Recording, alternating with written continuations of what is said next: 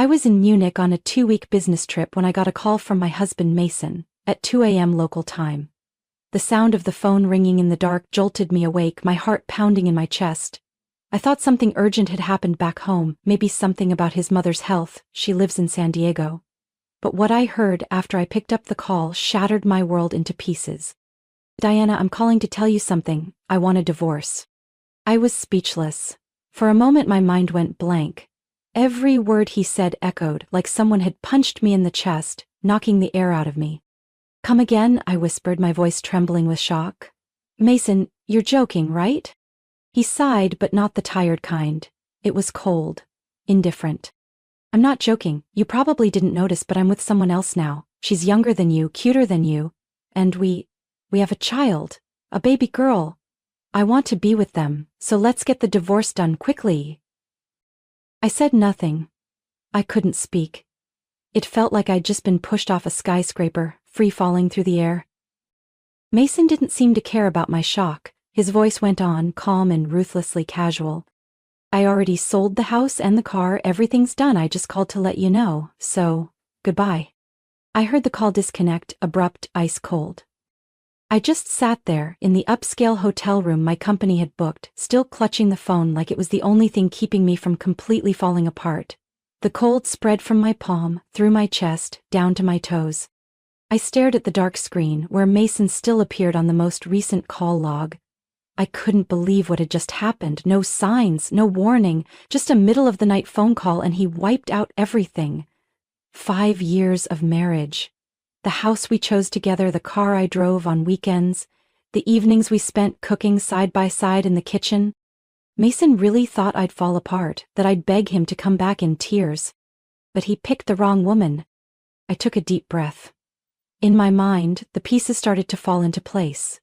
The late nights he blamed on meetings, the way he hid his phone, smiled while texting. I'd suspected things, but never imagined this. I didn't call back. I didn't cry. I sat quietly in the dark, the streetlights casting cold, thin lines through the curtain onto the wall. My heart ached, but in that pain something else was rising. A sharp, terrifying clarity. If Mason thought he could destroy me with one phone call, he was in for a surprise. I wasn't going to quietly disappear from the life of a man like that. I set my phone down, got up, and started getting ready for the next workday. Work was the only thing keeping me grounded at that point, but in my mind I had already started mapping out the first steps of a plan not just to walk away from Mason, but to take back everything he thought he'd stolen from me. I came back from the business trip on schedule, no changes, no early returns, no warnings. I didn't tell anyone, not even my mom or sister, about the midnight call. For the remaining 2 weeks in Munich I worked hard, as if nothing had happened. I still finished every proposal, shook hands with clients, and smiled politely during tense meetings. But inside me, something had fundamentally changed. A door had closed, and I had no intention of ever opening it again.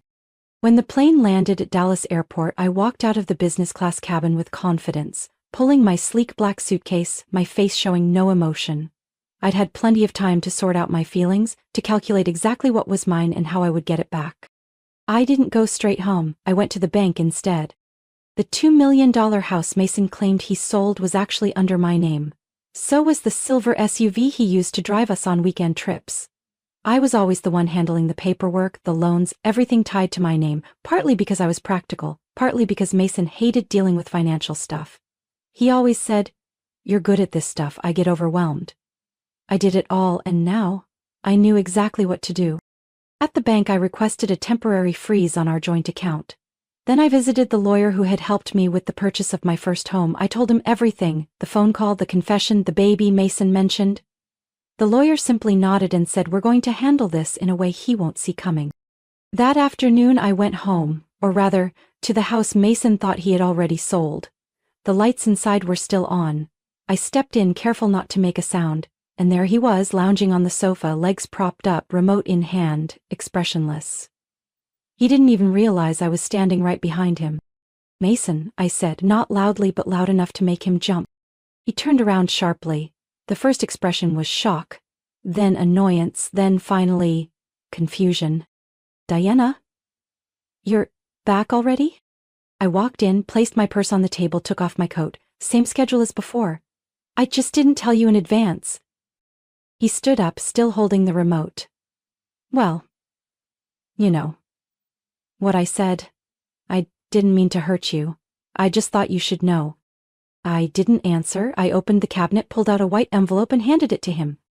This is the completed divorce paperwork. I only left the signature part blank for you. I've got a copy ready for court and I already have an appointment with the lawyer. Everything will be finalized within a month. Mason's eyes widened. He opened the envelope, looked at the pages. Wait, when did you prepare this? I looked him straight in the eyes. The moment I realized the man I married wasn't the man I used to love. He stammered. Diana, you say that like you're not even hurt. I smiled lightly. Oh, it hurts, but hurting doesn't mean I'll let myself be dragged through the mud. Mason gripped the papers tightly, clearly unsettled. It seemed in his mind I was still the quiet, forgiving wife. But now I was standing here, calm, steady, and not letting him touch any part of the life I had left. And one more thing, I said, opening the desk drawer and pulling out a stack of documents. This is the evidence I gathered about your affair. I hired a private investigator. There are photos, audio recordings. If you think you can walk away without consequences, you might want to read this carefully. Mason sank into the chair, his hand trembling. You spied on me? No need to. You left too many traces, and I'm not the kind of person who waits until she's pushed off a cliff to fight back. I walked upstairs, leaving him there, pale-faced. That night I slept soundly in my own room for the first time in months. I knew storms were still ahead, but one thing was certain. From now on, I was the one in control of the wheel. And Mason, whether he liked it or not, would have to face the consequences of what he'd done. My name is Diana Brooks. I'm 37 years old and I'm the director of market development at a tech company headquartered in Austin, Texas. It's the job I dreamed of since high school, working in a global environment, speaking multiple languages and constantly learning. To get here, I gave up a lot. College parties, long vacations with friends, and countless evenings alone in a small apartment while others settled down. I used to think I could spend my whole life focused on my career. But then, one June day 7 years ago, I attended the wedding of a former colleague. The party was held at a vineyard outside the city, a romantic setting, twinkling lights, soft music. I still remember the feeling when I first saw Mason, wearing a white shirt, blazer slung over his shoulder, holding a glass of champagne, standing alone in the corner of the patio. You tired of all those long speeches too? He smiled, his eyes lighting up as I happened to stand nearby. I laughed and nodded, can't deny that. We talked the entire evening. He told me he was a manager at a small furniture distribution company, not a high-paying job but stable. He was funny, gentle, and had a way of making you feel truly heard. Compared to the busy, ambitious men I usually met in my field, Mason felt real. I never thought I'd date someone 8 years younger than me, but it happened. Simple dates, walking around the lake, cooking together on weekends, rewatching old movies, gave me a breath of fresh air from all the work pressure. Mason always said things that touched me. I love the way you run your life, you make me want to be better. A year and a half later, he proposed to me on the top of Red Rock Mountain during a short trip to Arizona. I said yes. Maybe I thought, I can have both, a brilliant career and someone who loves me unconditionally. We got married in the fall and I bought a 3-bedroom house in the suburbs of Austin under my name. I told Mason it was an investment for the future, but deep down I just wanted to create a peaceful place for the two of us. At first, everything was good. I'd get up early to make breakfast, and Mason would brew coffee and walk me to the car. In the evenings, I'd come home to soft yellow lights, dinner already cooked, and jazz music playing in the background. But then, small things started to change. Mason rarely cleaned and almost never touched the laundry. He said, "I'm not used to doing this stuff. When I lived with my mom, she did everything." I gently showed him how to separate clothes, use the vacuum, cook a few simple meals, but every time I had to start over, he'd either rush through it or quit halfway. I didn't complain. I thought maybe he just needed more time. But as time passed, instead of improving, Mason started relying on me more. In our second year of marriage, he quit his job, saying he wanted to find a new path that better matched his passion. I supported him, even helped him enroll in a few online interior design courses. But 3 months went by, then 6, and he still did nothing. I worked from early morning until late at night while he stayed home, playing games, watching movies, and waiting for inspiration. One night I came home late, exhausted after a week of presenting at a conference, only to find the house a mess, dishes piled in the sink and Mason lying on the couch with headphones on, laughing loudly at some video. I didn't say anything. I just stood there, a chill crawling up my spine like a sharp wind. I realized I'd gone too far trying to drag someone along who didn't want to move forward. Still, I didn't give up. I thought, maybe one day Mason would change, would find something that made him want to rise, but he didn't. He became lazier, more detached from all household responsibilities. I suggested hiring a cleaner. He refused. I suggested he try a part-time job. He said he was waiting for a bigger opportunity.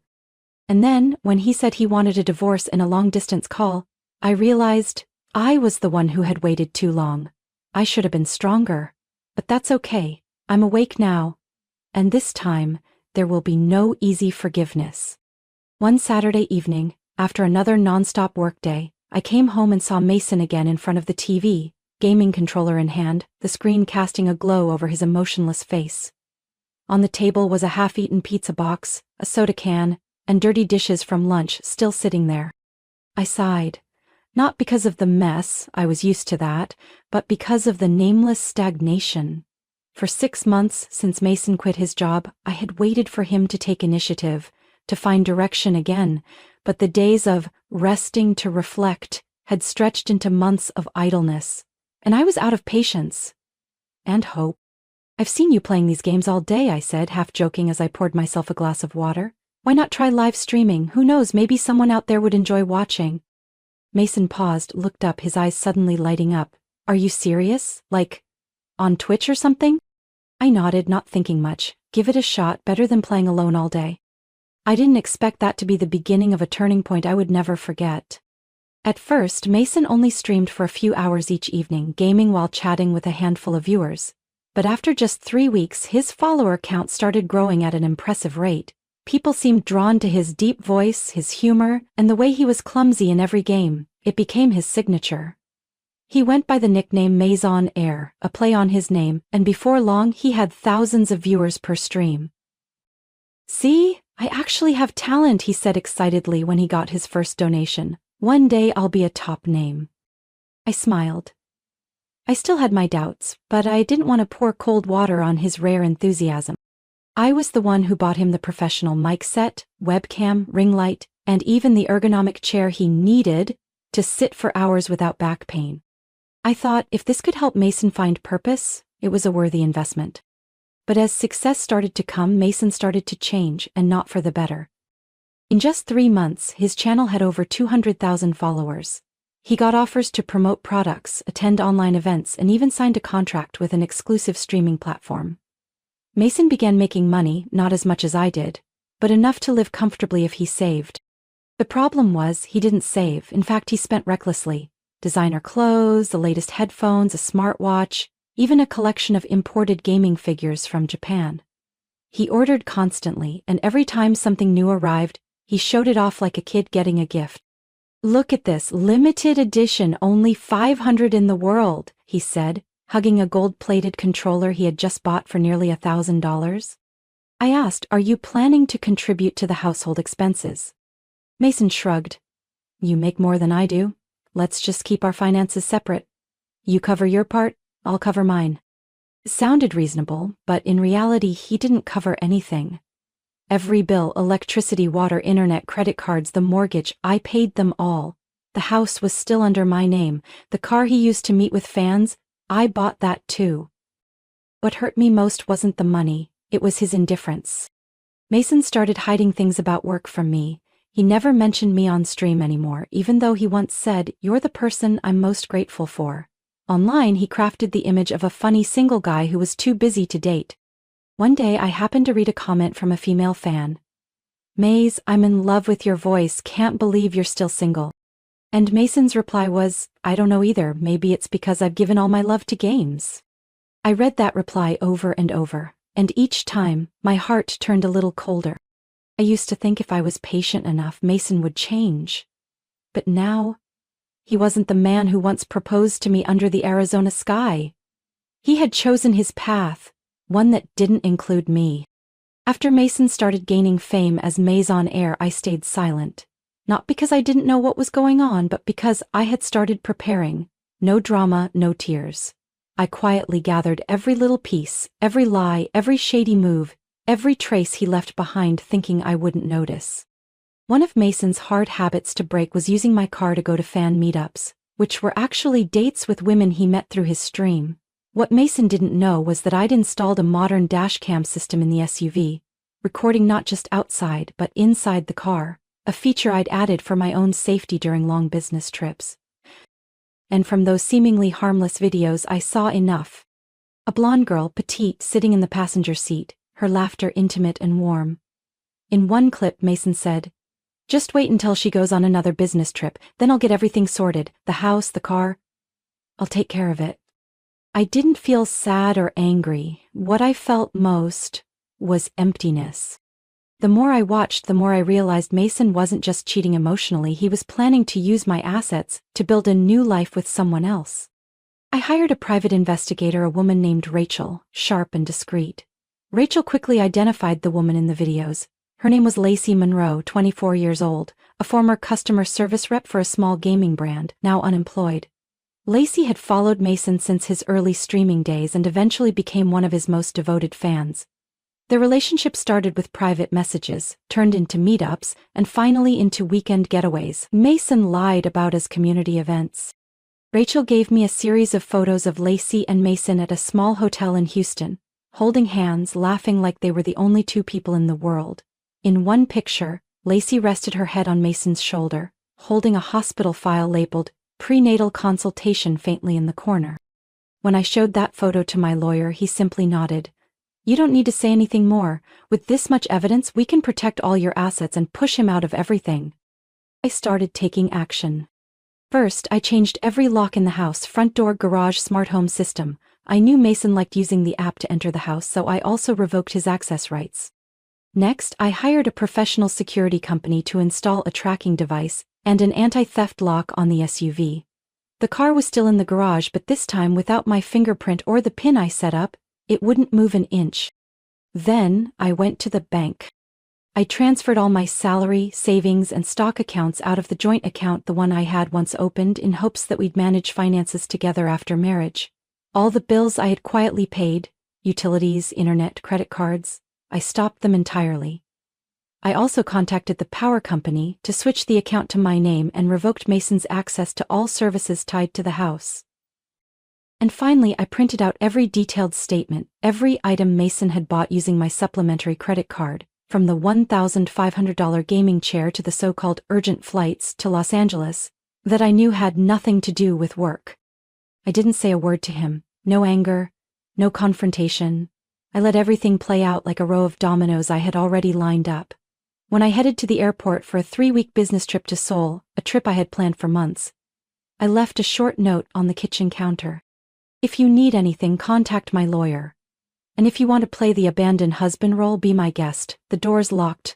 So is the car. And the easy life you used to have? That's over." I closed the door, carrying just one suitcase and a calm smile. Behind me was a house, locked tight. Ahead of me was a flight to freedom. But I knew the real show would begin when I returned. Because Mason thought he was in control of the game. But he had no idea. I was the one who planned every move from the start. The 3-week work trip in Seoul passed with an oddly steady rhythm. I threw myself into meetings, negotiations, and expansion plans for our Asia branch, as if nothing had happened. Yet every night back in the hotel, I opened my laptop to check the security cameras at home. The house was quiet. No one got in. The SUV remained untouched in the garage.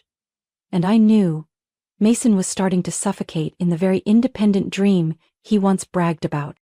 I booked a red-eye flight to avoid attention, but somehow Mason still found out my schedule. As I walked out of the Dallas International Terminal, rolling my suitcase past the crowd, I heard a familiar voice, sharp as a blade. "Deanna." I stopped and turned. Mason was rushing toward me, face flushed red, eyes blazing. He was wearing that expensive hoodie I once bought for him, now wrinkled, and he no longer looked like the successful streamer he used to be. He blocked my path, panting like he'd run a marathon. Sirs, what the hell did you do? I tilted my head, calmly, like someone being wrongly blamed for something trivial. I'm not sure I understand. What are you referring to? You know exactly what I mean, Mason growled. Locks changed, car locked, bank accounts moved. I can't get into the house, the car won't start, even the credit card I used got declined. I had a meeting with a real estate agent yesterday, and I stood there like an idiot outside the house, couldn't even open the door. I set my suitcase down and crossed my arms. People passing by started to glance over, but I didn't care. I'd been waiting for this moment for 3 weeks, honestly, for years. You were planning to sell the house? I raised an eyebrow. That's odd, because according to the title, the house is in my name. All the documents are in the safety deposit box at the bank. Mason's eyes widened. But I lived there. I'm your husband. On paper, I smiled, the kind of smile that made him hesitate. But property ownership? That's not tied to marriage unless there's joint documentation. Remember when you said, just let me know what to sign? You're better at this paperwork stuff. Mason's face shifted from red to pale. His mouth opened but no words came out. And the car, I continued, my voice light as air, also in my name. I installed a tracker and remote lock. When I activated the security mode, the entire system shut down. Of course, you couldn't use it. You did all this just to get back at me? He hissed. I shrugged. I did it to protect my assets, from someone who openly has a mistress and is planning a new life without even informing his legal wife. Honestly, you should be grateful I'm being this polite. Mason stepped closer, lowered his voice, but the fury was still in his eyes. Diana, if you keep acting like this, people are going to see who you really are. I didn't step back, I looked straight at him. You should be more worried about people seeing who you really are. I pulled out my phone, opened a preloaded video clip and held it up for him. On the screen he was in the car, hands on the wheel with Lacey, the blonde girl who once called him my hero, in the passenger seat. They were laughing, completely unaware that every move was being recorded from an in-car angle. I looked at him, my face emotionless. The dash cam records audio too, remember? Everything you and she said? About waiting for me to leave town so you could sell the house and using the money to buy a new place. It's all saved. Mason took a step back, his face ashen. You came back just to humiliate me? No, Mason, I came back to end this, and to remind you who actually built everything and who is just clinging to someone else's success. He looked like he wanted to say something but then fell silent. A few people nearby began whispering and pointing. I figured the rumors about his secret relationship with Lacey were starting to spread online. I pulled my suitcase and walked past him. As I passed, I paused, speaking low but clearly. I've sent all the evidence to my lawyer. And if you block my path one more time, the next person you'll be talking to is the police. I didn't look back. I didn't need to see his expression one more time. Ahead of me was the cool Texas morning, a waiting taxi and a whole new life I was about to start, this time with no baggage. And absolutely no Mason in it. I stepped into the taxi, gently pulling the door closed behind me. The driver asked where I wanted to go and I simply said home. But deep down I knew, the home I was returning to wasn't a place to rest. It was a battlefield I needed to clear before I could begin again. And I knew Mason wouldn't give up easily. I arrived late in the afternoon. The Texas air was still, like it was holding its breath before something erupted. As soon as I stepped inside, I wasn't surprised to find Mason sitting in the living room, eyes wild, head in his hands, face blank. He'd apparently snuck in by getting an old spare key from someone. It didn't matter. I didn't feel violated anymore, just exhausted by his endless nerve. I'm not leaving, Mason said as I walked past. I have rights, we're not officially divorced yet. I set my bag on the table, opened my laptop, not even looking at him. Then let's clear things up right now. I opened a folder I had carefully prepared. There are a few things you need to see before you keep playing the victim. I turned the screen toward Mason. He glanced at it, then immediately went pale as the car video played, showing him holding hands with Lacey, exchanging sweet words, and especially the part where he said, as soon as she goes on another business trip, I'll sell the house, we'll have enough money to start over. Mason swallowed hard, about to speak, but I held up my hand. I'm not done. I opened another file, photos taken by Rachel, the private investigator. Clear, detailed shots. Lacey holding hands with other men, Not just one, but at least 3. One of them was taking her to a prenatal consultation at a clinic in North Houston. The photo was taken from a distance but clear enough to see. That man was not Mason. You said she was the only one who truly understood you, that she really cared about you, I said, my voice calm like I was reading a financial report. But did you ever stop to think that someone who truly loves you wouldn't say, "Hurry up and get divorced, I want you to be my husband before the baby's born," while still holding hands with someone else? No way, Mason whispered, backing away like someone had shoved him. Lacey told me. I was the first one who made her feel safe, she said. She was sure the baby was mine. I gently pulled another stack of papers from my bag and laid them on the table. Preliminary DNA screening report. The man who took her to the appointment? Another streamer named Ethan Wells. And according to the information we've gathered, they'd known each other long before she ever met you. Mason sat frozen, lips moving but no words coming out. There were no excuses left, no justifications. Everything was crystal clear. Lacey hadn't just betrayed me with him, she was playing him too. She used you. The same way you thought you were using me, I said, every word cold and sharp as steel. Deanna, Mason murmured, but I cut him off. What are you going to say, sorry? Or that it's also my fault for being too strong? Don't waste your breath. I stood up, giving one last look to the man who used to be my husband, now just a pitiful figure drowning in the delusions he painted for himself. I used to think you were weak, but at least sincere, but no. You're just selfish enough to believe the whole world should revolve around you. I took out my phone and dialed quickly. Aaron, can you come remove someone from my house right now? He's sitting in the living room. I ended the call without looking back. In less than 15 minutes, my personal attorney and 2 civil security officers arrived. They escorted Mason out of the house, this time for good. I stood on the front steps, watching his figure disappear in the car. There was no more anger, no more pain in me, just a vague sense of relief. Like the storm had finally passed. But I also knew the aftershocks of this storm would last, and Mason hadn't yet seen the full consequences of what he'd done. But I was ready. I never planned to make things public, at least not at first, but as I stood in my living room watching Mason crumble, not from regret but from fear of losing his reputation, I realized he never truly cared about anyone but himself. And some people only wake up when the spotlight hits them straight in the face. 3 days later, I posted a 5-minute video on a major video sharing platform, not using my personal account but through a media industry friend's channel. The video had no commentary, no drama, just audio clips, images and spliced footage. Mason in the car with Lacey, his words about selling the house while I was on a work trip, the 2 of them embracing outside a hotel, and the preliminary DNA report. Each frame had timestamps, locations, and clear audio. The title was simple: When a Popular Streamer Lies to You, in the Game and in Real Life. No one expected the video to go viral that fast. Within 24 hours it hit over 1 million views. Mason shot to the top of search trends. But not for his wholesome streams anymore, for betrayal and dishonesty exposed, with no mercy. His fan page flooded with comments. I spent hundreds on merch for a liar. Thought you were single? You've got a wife and a mistress? What's this about the baby, not even his? I didn't need to say another word, the internet took care of the rest. People dug through his old streams, dissected every detail, exposed every contradiction. Several brands that once sponsored Mason terminated their contracts that same week. A major gaming company even issued a public apology for partnering with him, stating, "We do not condone personal misconduct that impacts the community." The collapse happened so fast even I was surprised. Saturday night, as I was working in my temporary apartment in downtown Austin, the phone rang.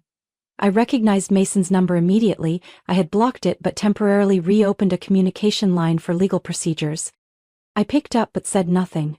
His voice came through, trembling. "Diana, please, I have nothing left." I stayed silent.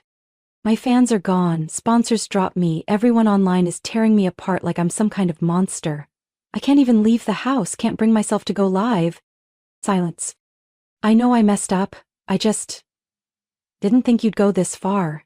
You were the only one who ever stood by me, believed in me. I'm sorry, please give me another chance, I replied in a calm, even tone. A chance? The kind of chance you gave me by hiding our marriage, trying to sell my assets, and planning to run off with another woman while I was halfway around the world? He choked.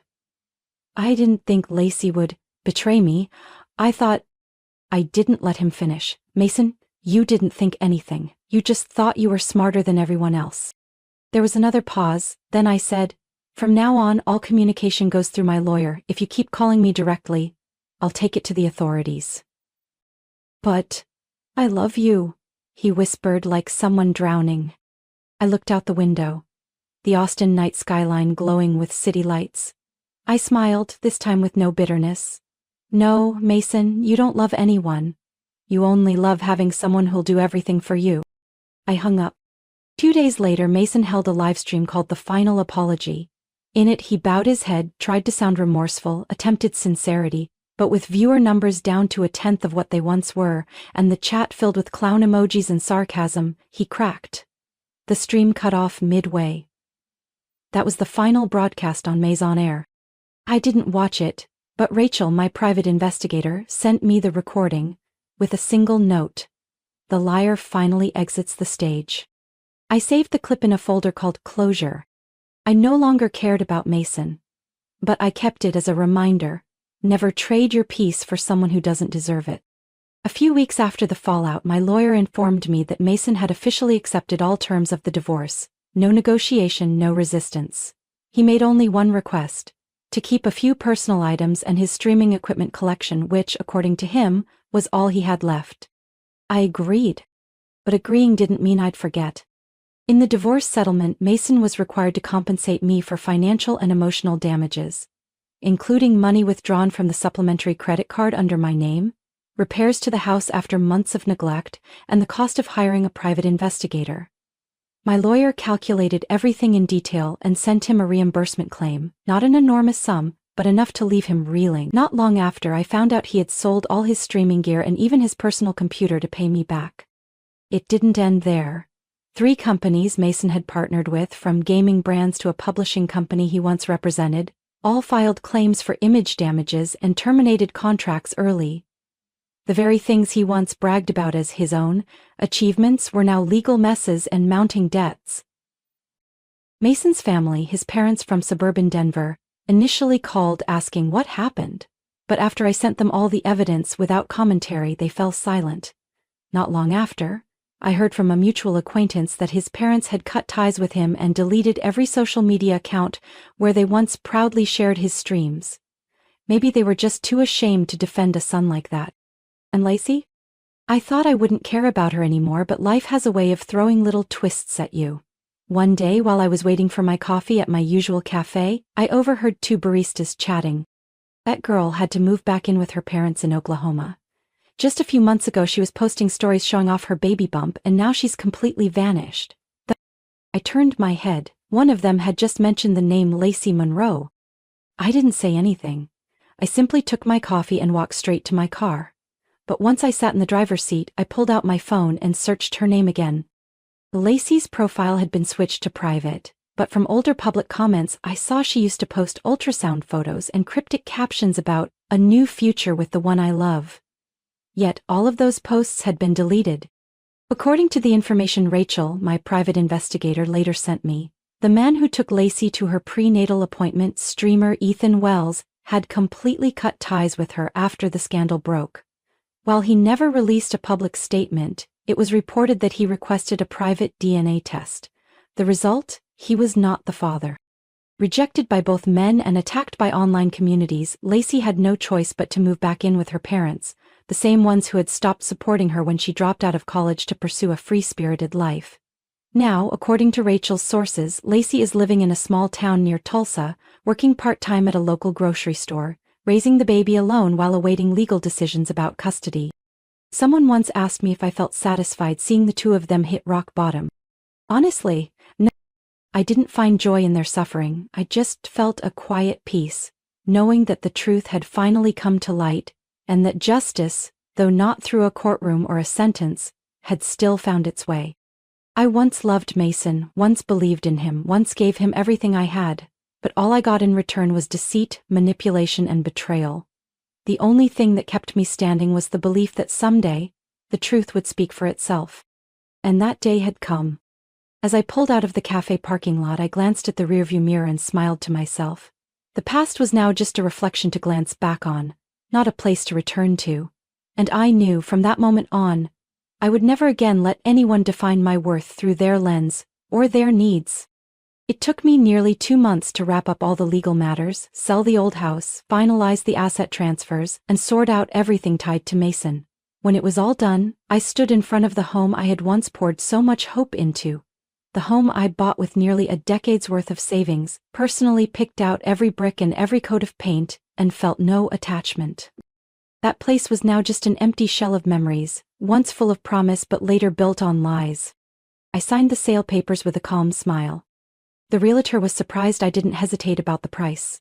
But to me, walking away from that place, escaping every corner that reminded me of false moments, was a gain that no price difference could measure. With the money from the sale and the compensation from Mason, I moved into a small penthouse apartment in downtown Austin, not far from my office but higher up, quieter, and most importantly, entirely my own. There was no room for anyone else to squeeze in. The new place had just 2 bedrooms, an open living area connected to the kitchen, and a balcony facing the Colorado River where I could watch the sunset every evening after work. I chose the furniture myself, this time not to please both of us, but to reflect my own taste. Creamy white walls, a charcoal gray sofa, a few green potted plants in the corners, and a long wooden bookshelf where I organized my favorite books from college, the ones Mason once called a waste of space. I also bought a new car. Not a flashy sports car or a bulky SUV like before, but a sleek hybrid sedan, compact, efficient, and blissfully quiet. Exactly the type I had always liked but never dared to choose because he needed space for his string gear. Now I didn't have to prioritize anyone else. Everything was for me, and only me.